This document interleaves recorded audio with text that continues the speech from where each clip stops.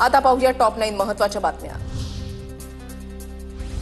नवी दिल्लीमध्ये आज केंद्रीय मंत्रिमंडळाची दुपारी 12 वाजता बैठक, दुपारी 3 वाजता पत्रकार परिषद होणार। हिंदी सक्तीचा विरोध करण्यासाठी मनसेकडून नवी मोहीम, गुगल फॉर्मच्या आधारे मनसे महाराष्ट्रभरातून प्रतिक्रिया मागवणार। पालक, विद्यार्थी, शिक्षक आणि इतर नागरिकांच्या प्रतिक्रिया मागवल्या जाणार।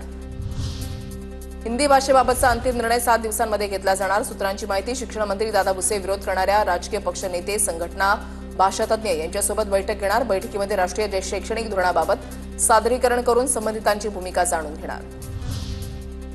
आज उद्धव ठाकरेंची शिवसेना आणि मनसेची संयुक्त पत्रकार परिषद, इंडिगो एअरलाईन्सच्या कर्मचाऱ्यांबाबत अरविंद सावंत आणि नितीन सरदेसाईंची पत्रकार परिषद होणार। प्रकाश आंबेडकरांच्या निवडणूक आयोगाविरोधातील याचिकेवर आज मुंबई हायकोर्टामध्ये निकाल। विधानसभेच्या वेळेला 5 वाजल्यानंतर झालेल्या 76 लाख मतदानावर प्रकाश आंबेडकरांचा आक्षेप। अमरावती जिल्हा बँकेमध्ये बच्चू कडू यांना मोठा दिलासा। बच्चू कडू अमरावती जिल्हा बँकेच्या अध्यक्षपदी राहणार। विभागीय निबंधकांनी कडूंना अपात्र ठरवलं होतं। स्थगितीच्या निर्णयानंतर बँक परिसरामध्ये बच्चू कडूंसाठी बॅनरबाजी।